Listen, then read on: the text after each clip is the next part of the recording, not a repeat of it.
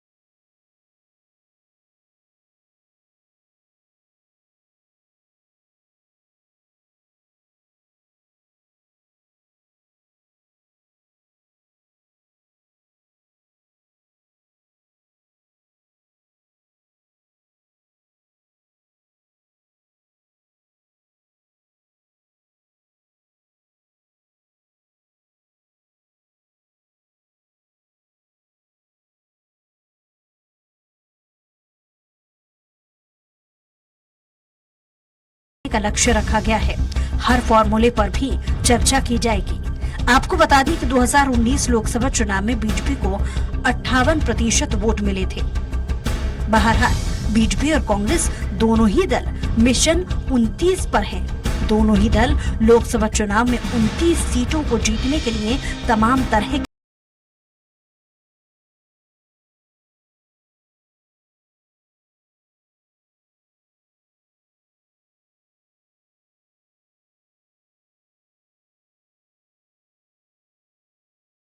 और इसी पर ज्यादा चर्चा के लिए खास पैनल हमारे साथ जुड़े हुए हैं। कांग्रेस प्रवक्ता हैं शहरयार खान जी।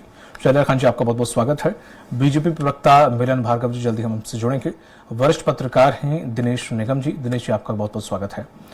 जिस तरह से देखा जाए, मिलन भार्गव जी जल्दी हमारे साथ जुड़ गए हैं और आपको बताते चले शहरयार खान जी, जिस तरह से पूरे मामले को अगर देखें, लोकसभा चुनाव की बात हो रही है और लोकसभा चुनाव में हमने देखा कि बीजेपी समन्वयक बना रही है, लगातार मीटिंग कर रही है, भारत विकास यात्रा निकाल रही है, लगातार अपने पदाधिकारियों को नियुक्त कर रही है, लगातार रैली निकाल रही है, तमाम तरह की कवायद उन्होंने सरकार बनाने के दौरान मंत्रिमंडल से लेके पदभार जो दिए हैं उसको सजावट को देखते हुए, और ये पूरा उन्होंने कर रखा। आपकी कहाँ इस स्तर तक की तैयारी पहुंची है? देखिए, कांग्रेस पार्टी ने अभी 2 दिन पहले ही हमारे 29 की 29 लोकसभा सीटों पर अपने कोऑर्डिनेटर डिक्लेयर कर दिए हैं, जिसमें विधायक और पूर्व विधायक वरिष्ठ हमारे नेता लोग उसकी जिम्मेदारी लेंगे। और निश्चित ही कांग्रेस पार्टी विधानसभा के परिणाम के बाद मध्य प्रदेश में जीतू जी जब नए अध्यक्ष बन के आए तो लगातार मीटिंगें कर रहे हैं और संगठन से, मोर्चों से, कार्यकर्ताओं से। और आज पीसीसी में दिन भर हमारे सारे वरिष्ठों ने, कनिष्ठों ने और हमारे प्रकोष्ठों की लगातार मैराथन मीटिंगें चलती रहीं, जो शाम के 5 बजे तक चलती रहीं। इसमें हमारे प्रदेश प्रभारी भंवर जितेंद्र सिंह जी भी थे, इसमें हमारे पूर्व अध्यक्ष आदरणीय कमलनाथ जी, दिग्विजय सिंह जी और अरुण यादव जी, सुरेश पचौरी जी। तो ओवरऑल सारे वरिष्ठ और कनिष्ठों ने आगामी लोकसभा चुनाव की 29 सीटों को टारगेट कर अपनी भावी रणनीति पे काम करा है। और जिनको कोऑर्डिनेटर बनाया है उनको किस तरह से काम करके और पार्टी हित में परिणामों को मोड़ना है, कार्यकर्ताओं में और संगठन में समन्वय बनाना है, उस सब पे विस्तार से दिन भर पूरी मंथन हुआ। उसमें हमारी रणनीति बनी। तो आप देखेंगे कि आगामी जो लोकसभा चुनाव है वो कांग्रेस पार्टी पूरी दमखम और धारदार चुनाव लड़ेगी, जो कि मध्य प्रदेश की जनता को हम लोगों ने विधानसभा में जो कमियां रही हैं उनसे हम पार पाके और आगे की तरफ बढ़ गए हैं, और निश्चित ही आज एक सुखद परिणाम भी आपको देखने को मिला हमारे पड़ोसी राज्य राजस्थान में। वहां पर भाजपा ने जिसको अपना मंत्री घोषित करके मंत्री की शपथ दिला दी थी, आज वो उपचुनाव में हार का वर्ण उनको मिला है। तो कांग्रेस की ताकत उसके कार्यकर्ता हैं, निश्चित ही ऐसे ही परिणाम मध्य प्रदेश में लोकसभा चुनाव में भी हमको देखने को मिलेंगे। ठीक है। कहा यह जा रहा है कि लगातार ये बात फैलाई जा रही है बीजेपी को गुमराह करने के लिए कि हम 29 के 29 सीटों पर मेहनत कर रहे हैं, लेकिन अंदर खाने में ये बात सामने निकल कर आई है कि आपकी जो मौजूदा कुछ 5 से 6 सीट हैं या 7 सीट हैं जिन पर आपकी पकड़ है, उन पर ही अंदरूनी तौर पर फोकस किया जा रहा है। देखिए, मध्य प्रदेश के अभी हाल के विधानसभा चुनाव के परिदृश्य में देखें तो हम लोग 8 से 9 सीटें आज की डेट में भी विधानसभा परिणामों के हिसाब से जीतने जा रहे हैं। लेकिन इसका मतलब ये नहीं कि भाजपा उसको हमारी इस बात को इस तरह से प्रचारित करे कि हम सिर्फ 7 और 8 सीट पर फोकस कर रहे हैं। हमारा टारगेट है 29 की 29 सीटें। और आप देखेंगे पिछले लोकसभा में जरूर हमारे पास 1 सीट आई थी और हमारी सरकार रहते हुए, अब हम उसको परिणामों को सुधारते हुए भाजपा की सरकार है। जब हम लोग सरकार में थे, इस बार हम लोग 29 की 29 सीटों को टारगेट करके और कार्यकर्ता संगठन और समन्वय और जनता के सहयोग से मध्य प्रदेश के 29 सीट की बात कर लें और देश के परिदृश्य में बात कर लें तो इंडिया अलायंस हम लोग बिल्कुल ताकत के साथ चुनाव लड़ रहे हैं। और आप देखेंगे कि मई में जब सरकार बनेगी तो इंडिया अलायंस की ही सरकार आपको देखने को मिलेगी। ठीक है। मिलन जी, जिस तरह से इंडिया अलायंस की बात कर रहे हैं, साथ ही साथ मध्य प्रदेश की 29 लोकसभा सीटों की बात कर रहे हैं, कांग्रेस से कितना इत्तेफाक रखती है बातों से बीजेपी? इंडिया गठबंधन से कोई प्रभाव पड़ेगा, कोई डर है कि नहीं है? ये बल्कि उत्साह और कि इंडिया गठबंधन आगे चलकर खेल बिगाड़ेगा। और इंडिया गठबंधन है, इसमें एक से एक बड़े जो दल जुड़े हुए हैं वो अपने निजी स्वार्थों के दम पर जुड़े हैं, सबके अस्तित्व की लड़ाई सब लड़ रहे हैं। इसलिए सब विपक्षी दल एक साथ होकर जिस दमखम के साथ सत्ता में भागीदारी अपनी सुनिश्चित करनी चाह रहे हैं, क्योंकि सत्ता में रहेंगे तो भ्रष्टाचार करेंगे और विपक्ष में तो झूठ बोलेंगे, ये नीति और रणनीति इनकी बन गई है। लेकिन जो अगुवाई इनके कर रहे थे नीतीश कुमार, आज नीतीश कुमार ही छटपटा गए। आप देखिए कहाँ है नीतीश कुमार जी, कहाँ है ममता बनर्जी? देखिए जिस प्रकार के अरविंद केजरीवाल जैसे व्यक्ति जो भ्रष्टाचार की इस गिरफ्त में आ चुके हैं, कभी भी वो जेल की सलाखों के पीछे दिखाई देंगे। तो तमाम इनके जो विपक्षी दल हैं जो इस घमंडिया दल में अपने आप को सुरक्षित महसूस कर रहे हैं, चूंकि वो जेल से बचना चाहते हैं, भ्रष्टाचार में चूंकि गर्दन तक इनकी डूबी हुई है, तो एक दूसरे का साथ लेकर ये कहीं ना कहीं जेल की हवा से बचना चाह रहे हैं। जनता का आशीर्वाद इनको इसलिए नहीं मिलेगा क्योंकि जब जब ये सरकारों में रहे हैं तो इनके पास गिनाने के लिए आज की तारीख में तो कुछ है नहीं। इनसे पूछ लीजिए कि लोकसभा में चुनाव में इनके मुद्दे क्या रहने वाले, ठीक है, मैं कौन से मुद्दे जो रहने वाले हैं। और रही बात राहुल गांधी जी के नेतृत्व की, देखिए राहुल गांधी जी के नेतृत्व को तो दिग्विजय सिंह जी के भाई ही उसको विरोध कर चुके हैं। तमाम उनके नेता जो है कांग्रेस के अंदर खाने में कहीं ना कहीं राहुल गांधी के नेतृत्व को अस्वीकार कर चुके हैं। तो लगातार किस चेहरे के ऊपर ये जाएंगे, प्रश्न चिन्ह खड़ा होता है, किन मुद्दों को लेकर जाएंगे। ना नेता है, ना मुद्दे हैं, ना नीयत है। तो ये जनता का आशीर्वाद किस आधार पर हासिल करेंगे, प्रश्न चिन्ह एक खड़ा होता है। दूसरी बात, मध्य प्रदेश में जिस प्रकार की करारी हार से घिरी हुई कांग्रेस है, उसमें आप देखिए लगातार कांग्रेस के नेता एक दूसरे पर आरोप प्रत्यारोप की जिस दिशा में आगे बढ़ गए हैं, उसमें कांग्रेस के नेता आपसी लड़ाई गुटबाजी जो है वो कांग्रेस के नेताओं पर ही जाकर अब कार्यकर्ताओं पर सिमट गई।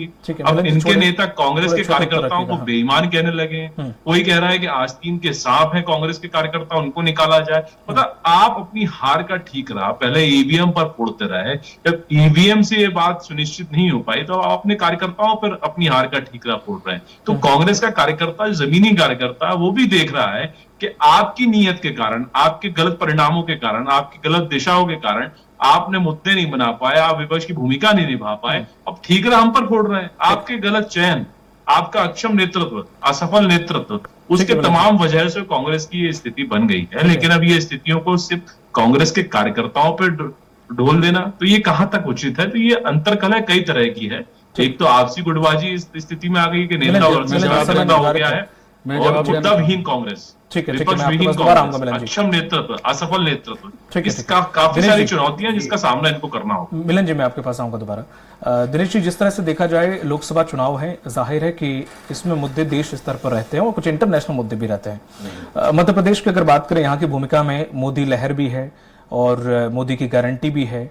जिस तरह से जो चुनाव के वक्त जो समीकरण, जातिगत समीकरण जो साधे गए थे वो भी है, प्लस मंत्री उप मुख्यमंत्री जो साधे गए हैं एरिया क्षेत्र वाइज से वो भी हैं, मंत्री बनाया गया, विभाग दिए गए, पूरी एक सजावट बीजेपी ने बड़े अच्छे से की है हर एक एंगल को देखते हुए।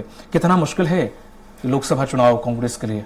देखिए क्या है कि लोकसभा के जहां आप जो आपका सब्जेक्ट था, चिंता का विषय लोकसभा को लेकर के, सबसे बड़ी बात यह है कि हर पार्टी, हर राजनीतिक दल अपनी जीत के सुनिश्चित करने का हर तरह से हर संभव प्रयास करती है। नीचे स्तर तक से लेके ऊपर स्तर तक वो अपने स्तर से ये सोच करके चलती है कि नहीं, हमें यहाँ इस क्षेत्र में सफलता मिलनी है, और उसके लिए हर तरह से वो जो भी प्रोपोगंडा, ये जो भी हथकंडे होते हैं वो अपनाने की कोशिश करती है। जहां तक भारतीय जनता पार्टी का सवाल है, भारतीय जनता पार्टी में देखने को ये पहली बार नहीं, एक चीज हमने विधानसभा में भी देखी है, सही है, उसके पहले लोकसभा में देखी है कि वो लोग चुनाव को बहुत हल्के से नहीं लेते। बिल्कुल सही है। उनके यहाँ अगर 6 महीने बाद चुनाव हो तो वो 6 महीने से ही तैयारी में लग जाते हैं। और ये चीज क्यों और कैसे किस कारणों से हमारे अन्य दल के लोग जो हैं वो कहीं ना कहीं पिछड़ जाते हैं। वो ऐन समय में अपनी तैयारियों में जुटते हैं और जब बहुत नजदीक आ जाते हैं तब प्रत्याशियों का चयन होता है। तो इन सबको अगर अपन देखें तो उसका कारण ये है कि उसका फायदा वो 6 महीने से जो पहले से जो तैयारी में रहते हैं लोग वो उठा ले जाते हैं। अब जहां सवाल मध्य प्रदेश का, जहां तक आप बात कर रहे हैं 29 सीटों का, इस बार का जो चुनाव हुआ है 2023 में असेंबली का, असेंबली के चुनाव में ठीक है, ये भारतीय जनता पार्टी को अपार बहुमत मिला, इसमें कोई दो राय नहीं है, सही, उसको नकारा नहीं जा सकता। ठीक है। लेकिन मैं आपको एक बात बताऊं, आज भी जनता इस बात को क्यों नहीं स्वीकार करना चाहती है कि हमने भारतीय जनता पार्टी की सरकार बनाई। अधिकतर अगर 10 लोग बैठे रहते हैं, मैंने तो कई जगह देखा है, चाय के ठेलों में देखो, कहीं भी देखो आप, ये चर्चा होती है कि यार भारतीय जनता पार्टी की गवर्नमेंट बन गई, कांग्रेस की बन रही थी, तो ऐसा क्यों? ये एक प्रश्न चिन्ह है अगर आप उसमें ध्यान देते हो। तो मैंने कहीं ना कहीं, मेरा तात्पर्य कहने का ये है कि आज कहीं ना कहीं आज भी मतदाता के दिमाग में कांग्रेस का एक अस्तित्व बना हुआ है। तो अगर अप्रैल में चुनाव होते हैं और इस अस्तित्व को कांग्रेस ने बनाए रखा अपने स्तर से, नीचे से लेकर ऊपर तक कार्यकर्ताओं को कि फौज इकट्ठा करके और उनको समझा बुझा करके एक टीम बना करके उन्होंने अगर इसको फाइट किया लोकसभा को, तो मुझे लगता है कि 8 से 10 सीटें इनको लोकसभा में इस बार मिल सकती है। ठीक है। तो उसका कारण क्या है कि जिस तरह से नो डाउट कि कांग्रेस भी इसको बड़ी गंभीरता से ले रही है। आज ही उनकी जो 2 मीटिंगें थी, मुझे जानकारी में थी, मैं गया भी था वहां। तो अगर इसी तरह निरंतर चलता रहा तो ये निश्चित रूप से जो है इसमें सफलता मिलेगी। लेकिन एक बात मैं और कहना चाहता हूँ, कांग्रेस में जो एक सबसे बड़ी कमजोरी है कार्यकर्ताओं की। ठीक है। कांग्रेस में नेताओं की फौज तो है, लेकिन कार्यकर्ताओं की कमी, बहुत कमी महसूस होती है। और वही जो है मतदान बूथ तक न जाकर के या मतदान बूथ पे उतना प्रयास न करके, जिस तरह से उनके रिजल्ट पिछले कई अगर अपन चुनाव देखने को मिला है, तो उससे जो है कांग्रेस को इस मामले में गंभीर होना चाहिए, विचार करना चाहिए। ये मेरा एक निवेदन है, सुझाव भी है मेरा। ठीक है सर। शहरयार खान जी, लोकसभा चुनाव में प्रधानमंत्री चुना जाता है, लोग उसी को वोट देते हैं, सांसद, ठीक है, और लोकसभा चुनाव में प्रधानमंत्री बनाने के लिए एक हवन है जिसमें आहुति मध्य प्रदेश भी देगा, वहां की जनता भी देगी। सवाल ये खड़ा होता है कि आपके यहां से जो इंडिया गठबंधन है, कौन बनेगा प्रधानमंत्री? मतलब एक शहरा है, कौन सब अपने ऊपर सजा के बैठे हुए और ऐसे ऐसे कर देख रहे हैं शीशे में कि मेरे ऊपर कैसा लगता है। तो जब कोई चेहरा नहीं है, कोई रणनीति नहीं है कि इंडिया गठबंधन है, सिर्फ कांग्रेस की बात होती तो एक बात अलग थी कि हाँ भाई राहुल गांधी बनेंगे या फिर कोई और बन सकता है। लेकिन यहाँ पे तो समझ ही नहीं आ रहा कि ममता बनर्जी बनेंगी कि नीतीश कुमार बनेंगे कि राहुल गांधी बनेंगे, बनेगा कौन? देखिए, ये चुनाव प्रधानमंत्री का चेहरा जरूर इंडिया अलायंस ने अभी डिक्लेयर नहीं करा है, और हम लोगों की रणनीति है कि चुनाव के बाद उस पर भी बात हो जाएगी, भाजपा उससे परेशान ना हो। और रही बात 2014 और 2019 की, जो हमारे वर्तमान प्रधानमंत्री हैं, इनको जनता तीसरी बार क्यों मौका दे? इसलिए मौका दे कि इन्होंने कोरोना काल में देश की जनता को ताली और थाली बजाने के लिए छोड़ दिया था, अकाल मृत्यु के गर्त में जाने के लिए छोड़ दिया था। कोविड के टाइम पर जब वो हजारों किलोमीटर पैदल चल के आ रहे थे तो ये सरकार नगण्य बनी हुई थी, और यूपी की सरकार ने तो उसमें 4 चांद और लगा दिए। जब प्रियंका गांधी उनके लिए बसें अवेलेबल करा रही थी व्यवस्था, तो उसको रोकने का काम कर रहा था। देश में बंबई से लेकर बिहार तक साइकिलों पे और पैदल लोग तड़प के अकाल मृत्यु के गर्त में गए। क्या इसलिए मोदी जी को फिर से दे दे? क्या वो झूठ के लिए उनको सजा नहीं दे कि 100 दिन में काला धन आ जाएगा, हर खाते में 15 लाख आ जाएगा, 2 करोड़ रोजगार प्रति वर्ष आ जाएगा? आज 20 करोड़ रोजगार कहां पर है? फिर से नई इवेंट और जुमलों की सरकार बनाने के लिए दे दें उनको वोट? नहीं, देश की जनता बार बार ये काट के हांडी नहीं चढ़ने देगी, इसलिए ये परेशान है। मेरे मित्र अभी बोल रहे थे, भ्रष्टाचार पे बड़ा प्रवचन दे रहे थे, आपके मुंह से ऐसी बातें अच्छी नहीं लगती। हेमंत विश्व शर्मा, जिसको कि अमित शाह गुवाहाटी में जाके चार्जशीट देते हैं कि विश्व का सबसे भ्रष्ट आदमी है, और उसको मुख्यमंत्री बना देते हैं। अजीत पवार, जो कि भ्रष्टाचार के मामले में सजा होने वाली थी, और 1 महीने पहले वो भाजपा में शामिल हुए और डिप्टी सीएम बन गए। ये आपका भ्रष्टाचार का मॉडल है। भाजपा में जो भी भ्रष्टाचारी जाता है, शुभेंदु अधिकारी जो शारदा नारदा घोटाले का आरोपी था, जिसको पानी पी पी के कोस रहे थे भाजपा के नेता और केंद्रीय नेतृत्व, आज वो कहां पर है? इनका नेता विपक्ष बना हुआ है बंगाल में, उसको Z+ सुरक्षा दे रखी है। वो आपका भ्रष्टाचार का मॉडल।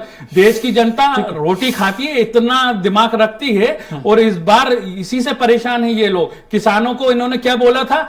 2022 तक हम आपकी आय दुगनी कर देंगे। क्या हुई किसानों की? उसके इतर देश के मुहायने पे 700 किसानों ने अकाल मृत्यु में काले बिल के विरोध में अपनी जान गंवा दी। उनकी शहादत पे एक लफ्ज हमारे पद प्रधान ने आज तक नहीं बोला है। कुत्ते पे बोल देंगे, बेल बकरी पे बोल देंगे, लेकिन वो अन्नदाता देश का जो वहां पर मुहायने पे अकाल मृत्यु के उसमें गए, उसमें नहीं बोला।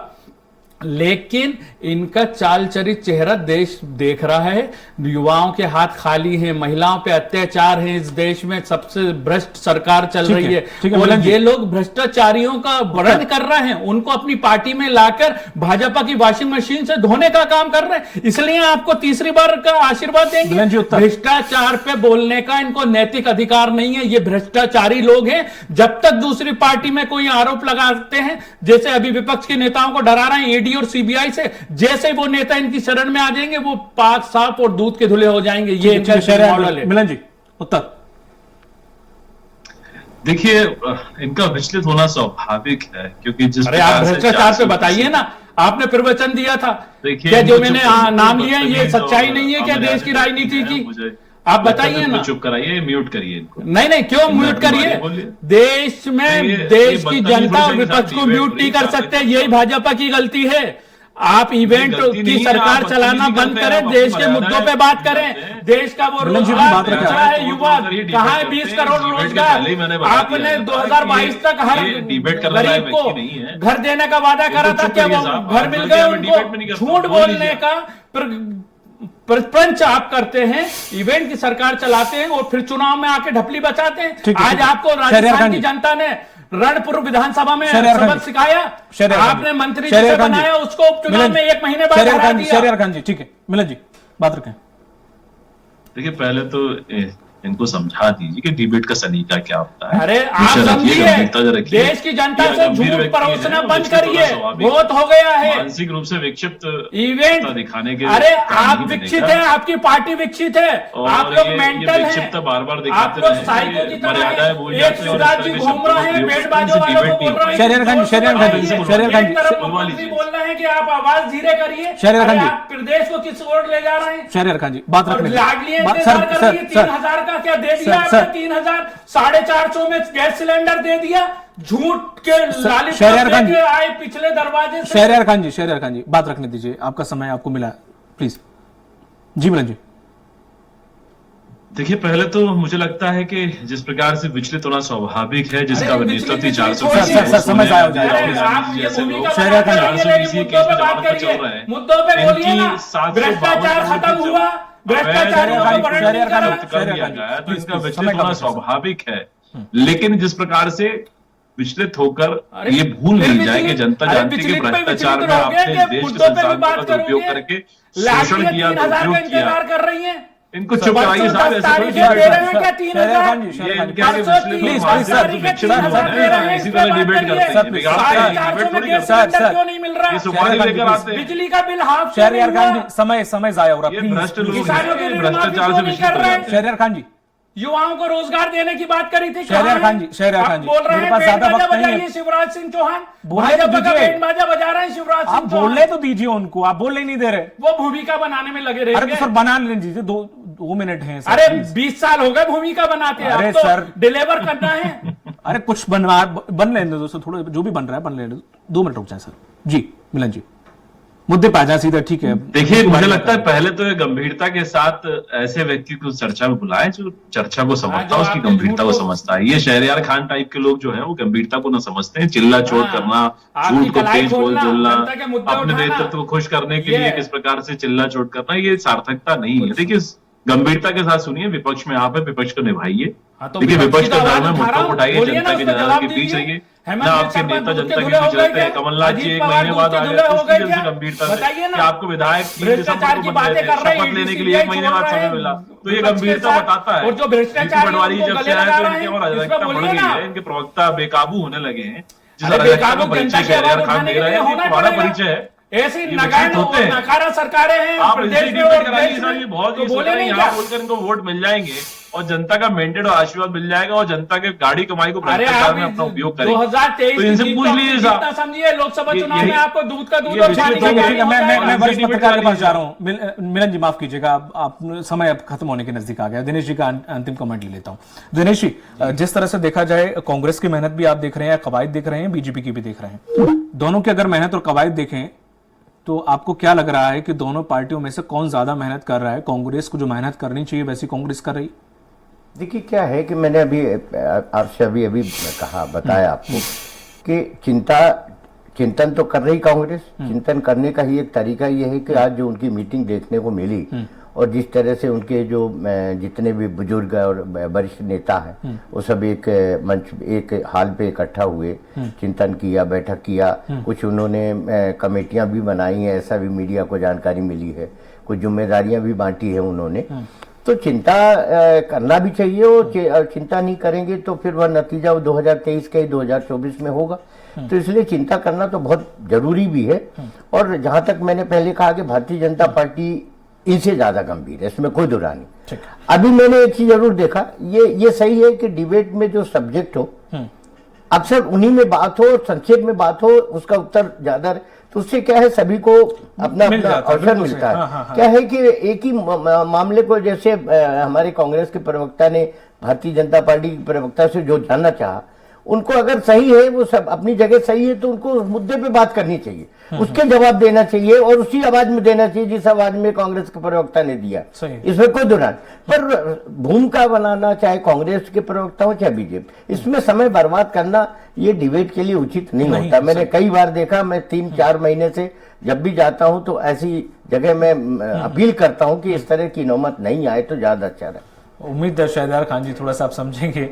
भूमिका निगम साहब किसको बोल रहे हैं? वो भूमिका बनाते रह रहे हैं, किसी की शैली मुद्दों हो पे बात सकती है नहीं सर। कर रहे हैं, मुद्दों पे जवाब नहीं दे रहे हैं विपक्ष के, तो किसी कहां की- पर देंगे जवाब? किसी की शैली विधानसभा हो सकती लोकसभा है। चलने नहीं दें, सड़कों पे आप प्रदर्शन न करने दें। पर मुझे लगता है कि थोड़ा सा हो सकता है किसी की शैली हो इस तरह से ओपनिंग करने की। ठीक है, बात रखनी चाहिए। आपका आपको मन भी मौका शैली देना प्रदर्शित चाहिए। करने का नहीं है, ये मुद्दे जनता के मुद्दे उठाने का है और मैं मुद्दे बिल्कुल उठा समझता के हूं, जवाब मैं देने बिल्कुल का है। समझता हूं, जो लेकिन जनता को सामने झूठ वाले बोला जा रहा है उस पर जवाब सामने वाले चाहिए। को सर सुनना चाहिए। बिना सुने ही वो अगर वो चले जाते हैं तो फिर कहीं ना कहीं एक पक्ष का अभाव रह जाता है। बहुत बहुत शुक्रिया शहरियार खान जी आपका, मिलन जी आपका, दिनेश जी आपका भी। तो जिस तरह से देखा जाए, लोकसभा चुनाव में ज्यादा वक्त नहीं बचा है। कांग्रेस भी अपने स्तर पर कवायद कर रही है, बीजेपी ने भी अपनी पूरी तरीके से घेराबंदी करने की कवायद में जुट ली है। लगातार मीटिंगों का दौर जारी है बीजेपी को कांग्रेस दफ्तर में। और जिस तरह से कांग्रेस में संगठन को लेकर बदलाव हुए हैं, इस संगठन से काफी उम्मीद जताई जा रही है। युवा पीढ़ी के हाथ में अब कमान है। तो देखने वाली यह बात होगी कि लोकसभा चुनाव में ज्यादा माइलेज मिलने की तो यहां पर उम्मीद दिख नहीं रही है। फिर भी आखिर कितना कांग्रेस यहां पर अपनी सीट बचा पाती है और कितना नहीं, देखना दिलचस्प होगा। मुझे दीजिए इजाजत, नमस्कार।